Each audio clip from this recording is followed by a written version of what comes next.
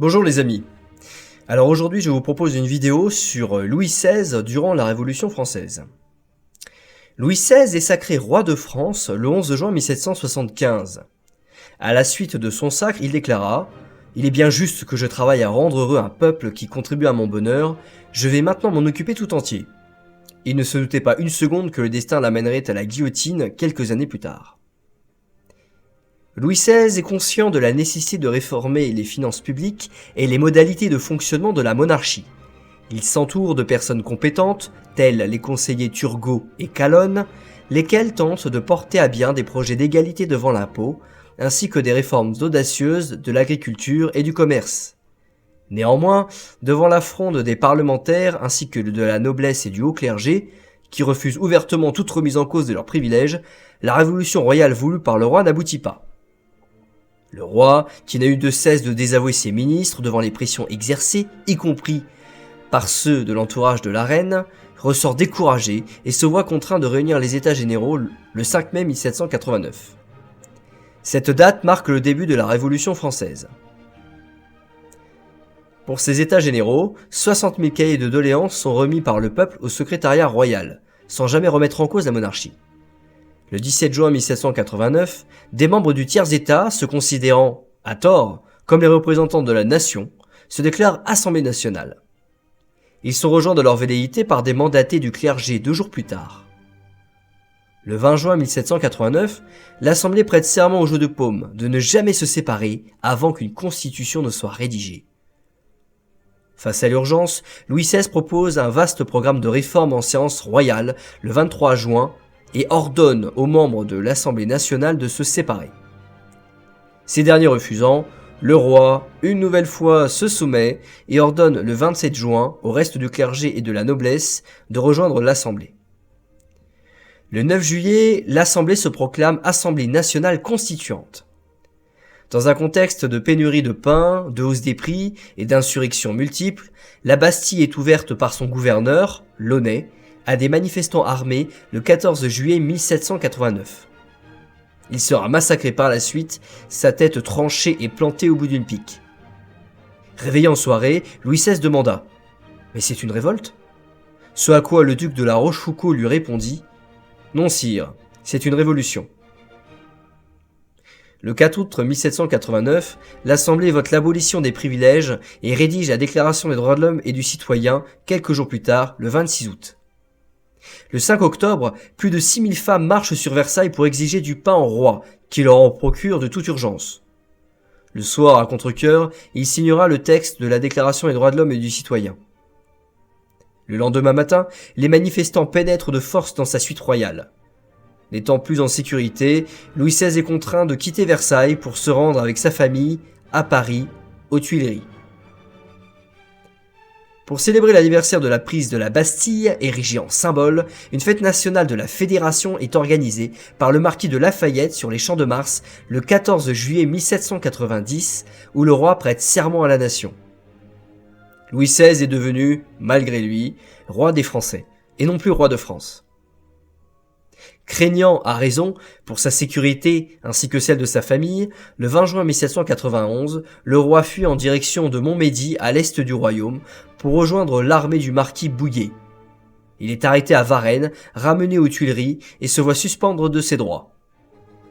Le 14 septembre 1791, une nouvelle constitution entre en vigueur, reconnaissant 2 autorités, le roi et l'Assemblée. En décembre 1791, il signe à contre-cœur la constitution civile du clergé qui soumet l'Église de France à l'État et non plus à Rome. Le 10 juin 1792, le roi impose son veto sur 2 décrets. L'un autorisant la déportation des prêtres réfractaires, c'est-à-dire des prêtres n'ayant pas prêté serment devant la constitution civile du clergé, l'autre prévoyant le rassemblement de gardes nationaux fédérés près de Paris. Quelques jours plus tard, les Tuileries sont pris d'assaut par une bande d'excités qui force le roi à se couvrir du bonnet phrygien et à boire en l'honneur de la nation. Ce calvaire durera 3 heures, mais le roi en sort grandi. Par son sang-froid, il s'attache à la sympathie du peuple qui condamnera en majorité cette intrusion. Pourtant, le répit est de courte durée. En août, le roi et sa famille quittent précipitamment les Tuileries pour se réfugier à l'Assemblée. Les Tuileries sont alors pris d'assaut par une foule parisienne le 10 août 1792. Leurs occupants, gardes suisses, gentilshommes et domestiques, sont massacrés avec une brutalité inouïe. Cette attaque est une boucherie qui fera près de 800 victimes parmi les défenseurs. Le roi et sa famille sont conduits à la prison du Temple. Début septembre, galvanisés par les appels au meurtre de Marat, des massacres sont perpétrés par des sans-culottes dans les prisons parisiennes. Le sang coule dans les rues de la capitale, ainsi qu'en province. Le 21 septembre 1792, la royauté est abolie et la République proclamée. Très vite, le roi se retrouve accusé par 40 chefs d'accusation. Écarté de sa famille, il rédige son testament persuadé du sort qui l'attend. Il confie à son ami et avocat Malesherbes, dans une lettre de décembre 1792, « Je subirai le sort de Charles Ier, et mon sang coulera pour me punir de n'en avoir jamais versé. » Les députés montagnards veulent en finir avec le tyran sanguinaire. Robespierre déclara à ses consorts « Il n'y a pas de procès à faire. Louis n'est point un accusé, vous n'êtes point des juges. Louis fut roi et la République est fondée. La question fameuse qui vous occupe est décidée par ces seuls mots.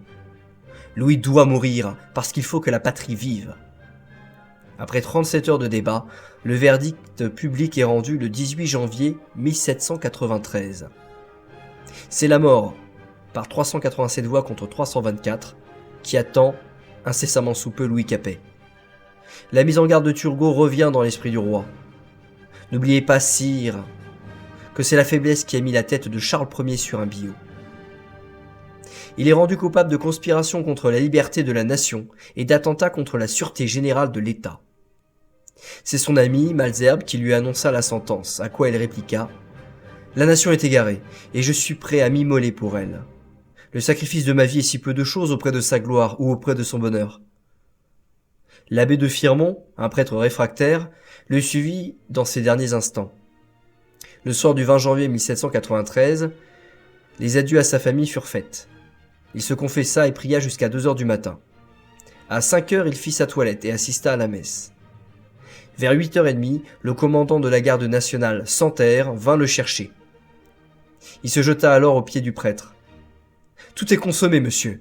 Donnez-moi votre dernière bénédiction, et priez Dieu qu'il me soutienne jusqu'à la fin. » On l'amena sur la place de la Révolution, l'actuelle place de la Concorde.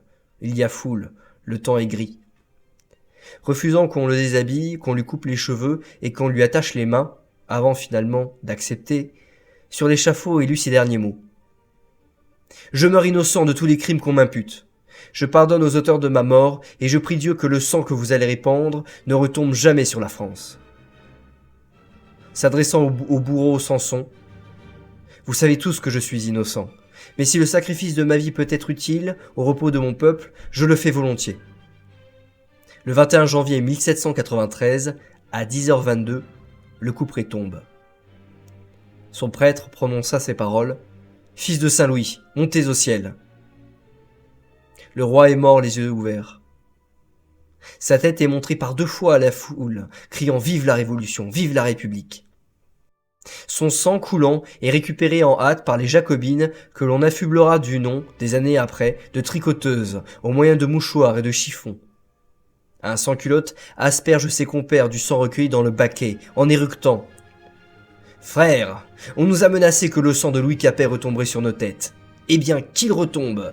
Républicain, le sang d'un roi porte bonheur. » La foule répondit en liesse « Vive la République, vive la Révolution !» Son corps est mis en bière dans le chariot de Samson, puis enterré dans une fosse commune au cimetière de la Madeleine. Ses restes seront exhumés en 1815 par Louis XVIII et inhumés à la basilique Saint-Denis. Il fait édifier en la mémoire du roi et de la reine une chapelle expiatoire à l'emplacement du cimetière qui est toujours présente à Paris.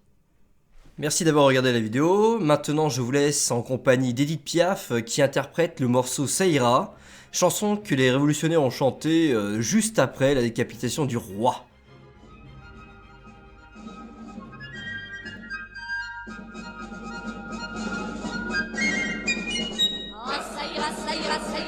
Les aristocrates à la lanterne, ça ira, ça ira, ça ira. les aristocrates on les prendra. La 300 ans qui nous promettent qu'on va nous accorder du pain.